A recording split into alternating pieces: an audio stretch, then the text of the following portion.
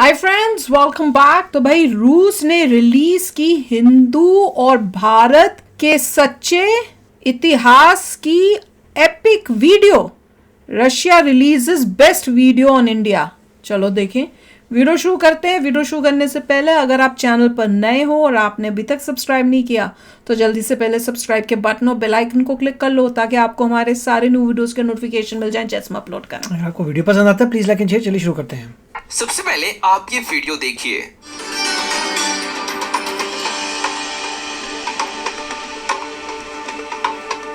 क्या लिखा है?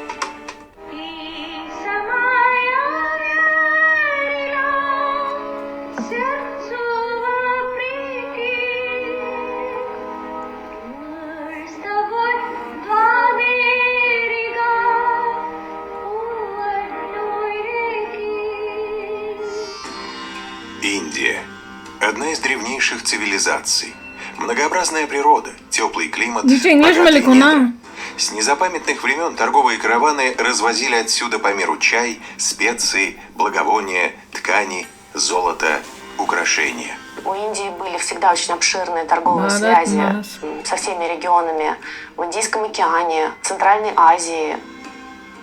Индийские торговые связи простирались вплоть до Европы, Египта. И даже в России Индию хорошо знали. Россия начала налаживать прочные торговые связи с Индией в 15 веке. Первопроходцем стал Афанасий Никитин, тверской купец, путешественник и автор «Хождения за три моря», где он описал свои впечатления от знакомства с далекой азиатской страной.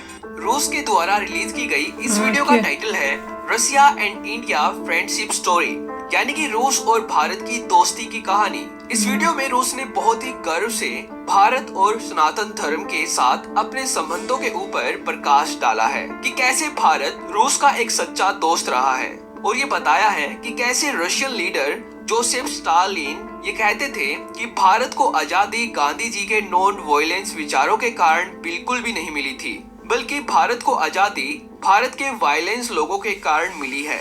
यानी कि वायलेंस फ्रीडम फाइटर्स के कारण ही ब्रिटिशर भारत से भागे थे, जिन्होंने अपने प्राणों को निछावर करके भारत को आजादी दिलाई थी। इस वीडियो में रूस ने भारत के साथ अपनी लंबे समय तक चल रही दोस्ती के उन सभी रिलेशनशिप को बहुत ही अच्छे ढंग से उजागर किया है, जो हम सभी भारतीयों को पता होने चाहिए कि रूस और भारत एक दूसरे के सच्चे दोस्त क्यों हैं। तो दोस्तों, रशिया के द्वारा रिलीज की गई ये वीडियो 40 मिनट्स की है, जो पूरी तरह से रशियन लैंग्वेज में बनाई गई है, जो ज्यादातर भारतीयों को बिल्कुल भी समझ में नहीं आएगी कि रशियन भाषा में इस वीडियो में क्या चल रहा है। लेकिन इस वीडियो के स्टार्टिंग में ही एक भारतीय हिंदू महिला की छोटी सी वीडियो क्लिप ऐड की गई है, जो गाना गाती हुई दिख रही है, और ये हिंदू महिला इस इंडियन सॉन्ग के माध्यम से रूस और भारत की दोस्ती को रिप्रेजेंट कर रही है, और कह रही है कि रूस और भारत एक ही सागर के दो किनारों की तरह हैं, जो अलग अलग दिशाओं में होकर भी एक ही सागर का हिस्सा होते हैं।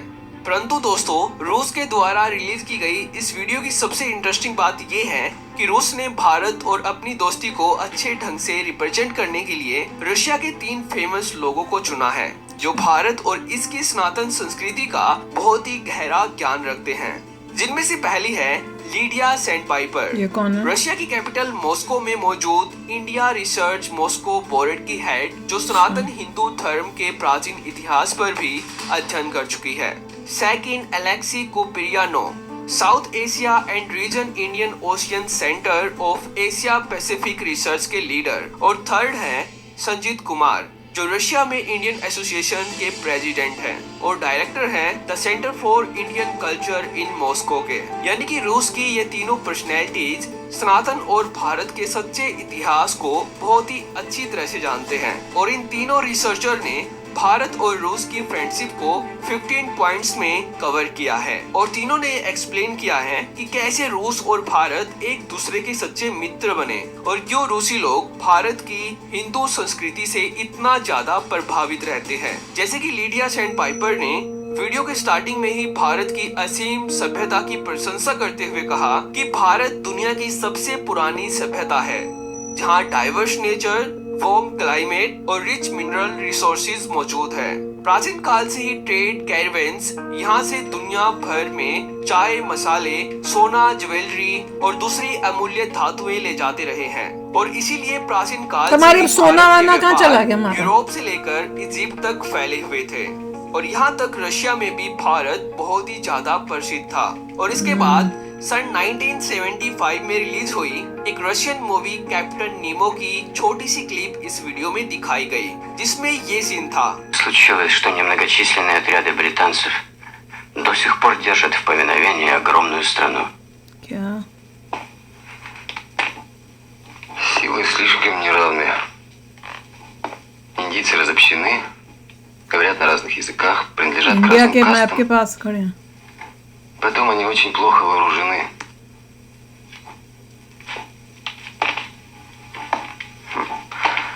Многие раджи помогали завоевателям, а британцы правят по методу «разделяй и властвуй». बेसिकली सन 1975 की इस मूवी में रशियन एक्टर्स ये चर्चा करते हुए दिखाए गए हैं कि कैसे अंग्रेज इतने बड़े देश भारत पर कब्जा करने में सक्षम हुए थे। अंग्रेजों ने भारत को कास्ट, रिलीजियन और भाषा के आधार पर बांट दिया था और यही कारण है कि भारतीय कम हथियारों से लैस थे। और इसी पर फिर से लिडिया सैंडपाइपर कहती है कि ये सब इसलिए हुआ था क्योंकि ब्रिटिशर अपने साथ डिवाइड एंड रूल्स की नीति लेकर आए थे और अंग्रेजों के भारत पर रूल के दौरान और हमको सनातन इतना नहीं धर्म पता की था, हमें भी तो बजाय स्मार्ट होना क्रिश्चियनिटी का चाहिए। ज्यादा Weapons से, प्रचार answer is प्रसार weapons। हुआ था, जिसके कारण इस समय में सनातन वो सब के soft प्राचीन बातें, धर्म main weapon शास्त्रों था। का प्रचार प्रसार कम हो गया था। लेकिन आज जब भारत अपनी सनातन संस्कृति को लेकर पुनः जागृत हुआ है तो आज भी सनातन के इन ग्रंथों को ढूंढना बहुत ही मुश्किल हो गया है और एक सही गुरु मिलना भी बहुत ही ज्यादा मुश्किल हो गया है। इसलिए दोस्तों मैं आपको रिकमेंड करना चाहूंगा siva.sh वेबसाइट को, जो पूरी तरह से सनातन के लिए समर्पित की गई है, जिसमें ChatGPT की तरह इनबिल्ट फीचर्स हैं, जिससे आप सनातन के ग्रंथों का ज्ञान AI की हेल्प से चुटकियों में पा सकते हैं। siva.sh भविष्य का एक आध्यात्मिक मंच है जहां आध्यात्मिकता और टेक्नोलॉजी का मिलन होता है। siva.sh की लाइब्रेरी में ढेर सारे संस्कृत के ग्रंथ भी है, जैसे कि शिवा तांडव स्तोत्रम, चंद्रशेखर अष्टकम, महिषासुर मर्दिनी स्तोत्रम, पतंजलि योग सूत्र और ये तो बस कुछ ही ग्रंथ है, क्योंकि यहाँ पर आपको मिलेंगे 30+ से ज्यादा ग्रंथ। और siva.sh वेबसाइट पर आप AI से धर्म ग्रंथों के बारे में प्रश्न भी कर सकते हैं और अगर आप इसको और अच्छे से यूज करना चाहते हो तो आप साल के 1000 रुपए देकर यहाँ पर और भी ज्यादा सर्विसेज ले सकते हो, जैसे कि 1000 से ज्यादा प्रश्न कर सकते हो। तो siva.sh भारत के लिए बहुत ही आवश्यक प्लेटफॉर्म है कि हमारा ज्ञान सही रूप से सबके सामने आए और फेक इंफॉर्मेशन से बचे। तो दोस्तों siva.sh पर विजिट जरूर करना। इस वेबसाइट का लिंक आपको पिन कमेंट और डिस्क्रिप्शन बॉक्स में मिल जाएगा, तो अपना कीमती समय निकाल कर siva.sh पर जरूर विजिट करना।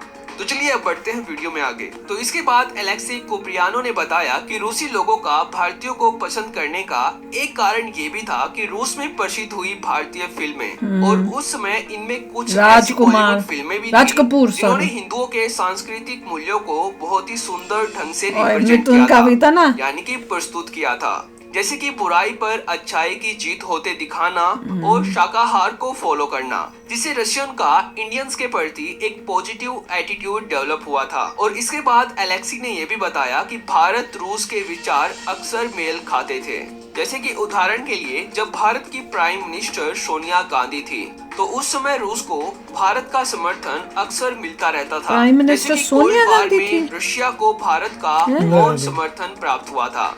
उस समय भारत ने रशिया की किसी भी प्रकार से निंदा नहीं की थी।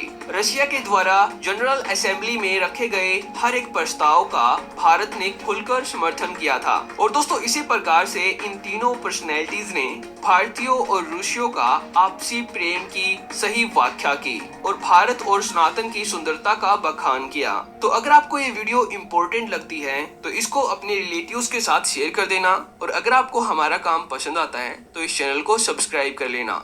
भैया वीडियो बनाई 40 मिनट्स की, जिसमें वो ये दिखा रहे हैं friendship between India and Russia. बहुत ही प्यारा काम किया है उन्होंने और इससे दिख रहा है कि भाई जो हमारी फ्रेंडशिप है, मैं तो ये कहती हूँ कि ये कायम रहे इवन फ्यूचर में। कई बारी डाउट्स क्रिएट होते हैं, कई बारी ऐसा होता है क्योंकि देखिए, पॉलिटिक्स इस टाइप की है। क्योंकि जब मिस्टर पर पुतिन जैसे रीइलेक्ट होते हैं सबसे पहले चाइना जाते हैं। हाँ, उससे फिर थोड़ा होता 2 दिन है। के लिए चाइना जाते हैं, उनको बोलते हैं तुम महान हो, तुम्हारे साथ है ये है वो है, तब आपको थोड़ा लगता है कि भैया ये तो होता है पूरा चाइना की तरफ जा रहे हैं, गोदी ये में क्या जा हो रहे जाएगा, हैं। क्योंकि चाइना तो हमारा और दुश्मन है। चाइना पर से फंडिंग के लिए मांग रहे हैं यूक्रेन के लिए पैसा, तो मतलब तब लगता है आपको कि यार ये थोड़ा घपला हो रहा है। पर जब तक रशिया हमारे साथ कुछ नहीं करता, मतलब हमारा, जब मैं कह रहे हैं, मैं कह रहा हूँ भारत के साथ अपने ऐसी रिलेशनशिप रखता है, हमें डाउट नहीं करना चाहिए। जब अगर ऐसा कुछ हुआ कि भैया अगर वो हमारे आगे कुछ करता है या तब हमें होना चाहिए। पर जब तक अभी देखो सब कुछ बहुत अच्छा है, हमारे रिलेशनशिप्स विद रशिया बहुत अच्छे हैं और ऐसे ही चलते रहें। क्योंकि अगर आप हिस्ट्री देखो तो रशिया जैसा दोस्त आपको अभी इससे बेटर कोई अभी तक आपको दिखेगा नहीं। क्योंकि हमारे टाइम ऑफ नीड में हिस्ट्री में देखो तो रशिया ने हेल्प की है। पर यह है कि पॉलिटिक्स है, गंदी पॉलिटिक्स होती है, कोई दोस्त बनता है उसके बाद वो दुश्मन हो जाता है, बस वही डर लगा रहता है, उससे डाउट्स क्रिएट होते हैं। खासकर जब वो चाइना के साथ जब होता है ना तब होता है, और कोई छोटे मोटे के साथ कुछ हो जाए तो भी होता है, पर चाइना के साथ जब होता है ना तब लगता है यार कुछ घपला तो नहीं हो जाएगा। क्योंकि और खासकर जब वो यूक्रेन की वॉर के अंदर है तो उसमें लगता है कि क्योंकि उनका इतना पैसा खर्च रहे हैं, सब कर रहे हैं, चाइना जो है वो कोशिश कर रहा होगा कि मैं रशिया को जो है अपनी तरफ खींच लूँ। वो चाइना तो है ही ऐसा। पर एनीवे, वीडियो बहुत सुंदर है, देख के बहुत अच्छा लगा कि स्पेशली उन्होंने एक ऐसी वीडियो बनाई है और 40 मिनट्स की, वो पूरी रशियन लैंग्वेज में है। मेरे ख्याल से तो इनको हिंदी में भी उसको ट्रांसलेट करना चाहिए ताकि हम लोग भी देख सकें, हम सबको भी समझ में आए कि उन्होंने क्या वीडियो बनाई और क्या उसमें है। अमेजिंग यार, बड़ा अच्छा लगा है देखकर और सुनकर। तो चलो आप भी शेयर करना अपने थॉट्स। चलते हैं, मिलेंगे नेक्स्ट वीडियो में बहुत ही जल्द। Till then take care and bye bye. तो अगर आप मेरे इस चैनल पे नए हो तो जल्दी से सब्सक्राइब के बटन को हिट करो और बेल आइकन को क्लिक करो ताकि आपको मेरा जब नया वीडियो मैं लगाऊं आपको उसके बारे में जल्दी से पता चल जाए।